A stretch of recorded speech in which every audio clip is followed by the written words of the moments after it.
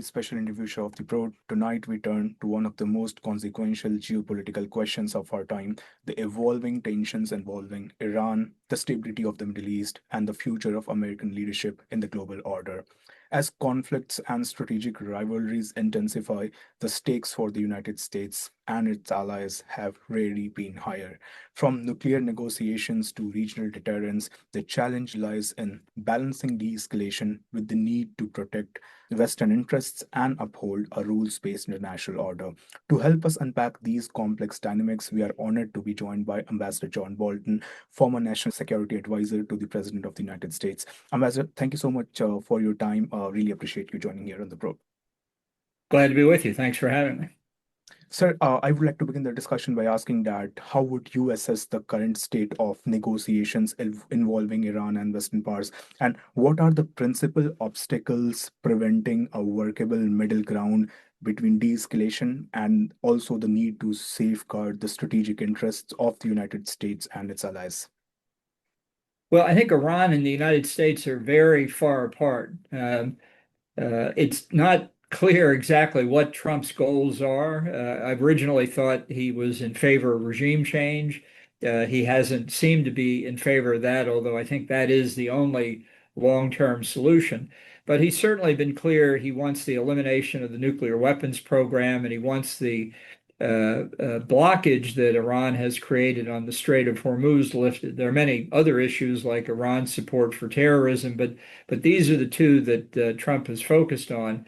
And as best we can tell, the parties are so far apart on that there doesn't seem to be any movement. The latest Iranian proposal, which would have postponed discussions on the nuclear program, I think was unacceptable to Trump. So at this point, I think the blockade continues against Iranian oil exports. I think the Iranian threat against the exports from the Gulf Arabs continue, and we're at stalemate in terms of negotiations. Yeah, adding up to that, if you were advising the current US president strictly from a policy standpoint, what strategic framework would you recommend in managing the situation which exists as of now? Well, as I mentioned, I think regime change really is the only long-term answer. It's not clear that Trump would be willing to do what would be necessary to achieve regime change by helping the people of Iran. But certainly in the near term, I think there's no doubt he needs to open the Strait of Hormuz by military force. Right now, it's Iran that is violating freedom of the seas. Littoral states on choke points like the Strait of Hormuz or the Bab el-Mandeb Strait or the Strait of Malacca or the Bosporus and the Dardanelles are impermissible. These are even though they may be in sovereign territory, are important to world commerce. They've long been recognized as available for free passage by innocent maritime commerce. And the effort to impose a toll booth on the Strait of Hormuz by Iran is not just unacceptable to the Gulf Arabs or the other purchasers of Gulf oil. It's a plain violation of freedom of the seas. So I think we need to reestablish deterrence against the regime in Tehran and to show them that they simply cannot do this. And if they tried again in the future, it would be met again by military force. If this is resolved in the near term only by a diplomatic agreement, Iran will believe it can open or shut the Strait of Hormuz like turning on or turning off a light switch, and that's just not acceptable. Yeah, coming on Iranian regime and drawing on your experience as National Security Advisor, how does the Islamic Republic of Iran typically approaches, conflicts like these, as well as negotiations around these conflicts, and what patterns or strategic doctrines actually define their engagement, and what makes them a challenging stakeholder to deal with? Well, I think they're driven by a radical ideology of really religious fanaticism. They've been saying for 47 years, death to the great Satan, meaning the United States, death to Israel, meaning the little Satan, and they've made it plain they want hegemony within Islam and within the Middle East as a whole. That's why they've been pursuing nuclear weapons. That's why they've become the world's largest state sponsor of terrorism. And it's why they're extorting the rest of the global economy now by closing the Strait of Hormuz. So, being driven by that kind of ideology, they have a logic all of their own, and they've shown through any number of agreements they're willing to make commitments to give up their nuclear program or comparable commitments. They just don't carry through on them. So it's been a long, painful learning process for the U.S. and the West to see that the regime just isn't going to adhere to agreements that it signs. And when you find it impossible to change regime behavior that way, unless you're willing to live with the threats, then the only alternative is change the regime. Yep, talking more about their ideology. So after the death of the supreme leader, do you think West still couldn't have the situation in control? Yeah, I mean, I think the Revolutionary Guard has been running Iran functionally for quite some time. I think the Ayatollahs provide religious or ideological camouflage for it. But the Revolutionary Guard has controlled the nuclear program, controlled the ballistic missile program, by many estimates has controlled 40% of Iran's economy. It's that structure of state power that needs to be eliminated. You know, over the years, the Revolutionary Guard conduct what they call purification campaigns to make sure that in the officer corps and among the enlisted men that people really are dedicated to what they see as the philosophy of the 1979 Islamic Revolution. And that means that what many have said for years, oh, well, you know, the revolution will moderate, people will cool down, it'll behave more like a normal government. I think we've seen today is not the case, and in part because of these purification processes to make sure they weed out any potential dissidents. Yeah, talking on the IRGC, what key strategies are keeping them in the game even today? Well, I think the first is they've devoted billions of dollars over decades to build up supplies of weapons and capabilities so that even though much of these assets have been destroyed by the U.S. and Israeli attacks, they still have considerable additional supplies, missiles, missile launchers, drones, things like that. And that it tells you something about the regime's priorities. While the economy of the country and the lives of the people are in bad shape, they've devoted all of these resources to creating military assets to protect the regime. And I think that as long as you see that kind of pattern, the ability to get change in behavior is very far apart. And I think that you can see in the way that they've put down demonstrations as recently as January, also shows their brutality, which has an effect on the people and makes them reluctant to resist.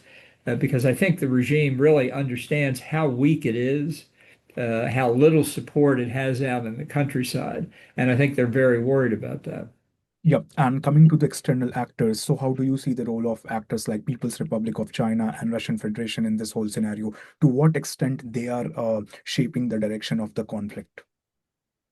Well, I think they're very involved in it. It's hard to see their exact role from the outside, but if you look at China and Russia as building a new axis with China as the dominant partner, where you have both Vladimir Putin and Xi Jinping say it's a partnership without limits. Iran has been a key surrogate for that axis in the Middle East. China's been dependent on it for the purchase of much of its oil in violation of U.S. sanctions. Iran has sold Russia drones for use in combat in Ukraine. And we see frequent visits between the foreign ministers of Iran and those of China and Russia. So I think you have to see the Russian and Chinese interest in perpetuating the regime in power as being very strong. Yeah, and looking ahead, how do you see this conflict evolving over the next few years? What concrete steps should the United States take to ensure the long-term stability of its allies and also maintain credibility in its leadership role amid this whole situation? Well, I do think it's important to retake control of the strait militarily. I think if revenues are cut off to the regime, but Gulf Arab shipments and therefore revenues are proceeding almost as before the war, that makes the position of the regime untenable.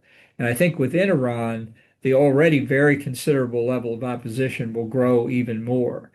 I don't see how the regime survives after what it's done.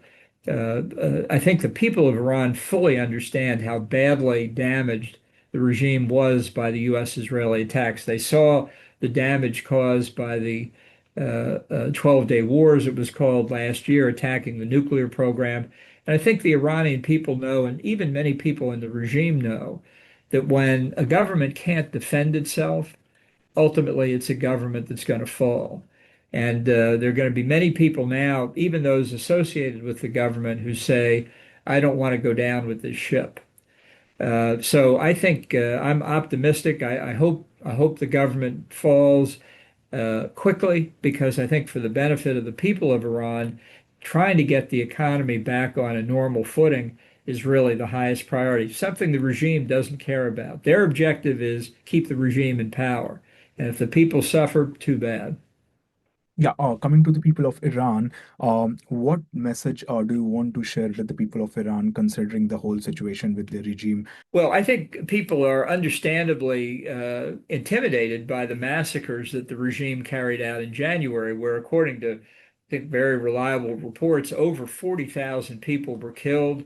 There were reports of people being machine gunned by the Basij militia in the streets of their hometowns. So they have to, before they take public action, they have to feel more confident. And I think they need more resources. They need telecommunications, money, weapons that we could provide, others could provide. I think there are possibilities for defections from the regular military, not the Revolutionary Guard, but the conventional army, and others from within the regime. I really think this is doable. I don't think adequate preparations were made before the attacks, which leads me to ask really what Trump's objectives were, because it doesn't look like regime change from his lack of preparation. But it's not too late to do them now. And, ultimately the people are going to have to show some courage. Nobody can hand them their freedom, but nobody's asking them to do senseless things either. We just need preparation. They know how to work inside. They know where the fractures are in the regime. That's where they can be really effective in pulling the regime apart at the top even further than it is already. And I think laying the groundwork, therefore, for the regime to collapse.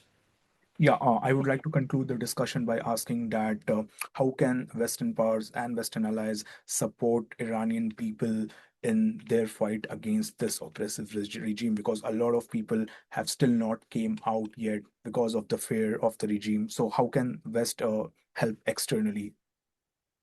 Well, one thing I think a number of nations could do is broadcast into Iran what the truth is. The internet has been cut off for 2 months.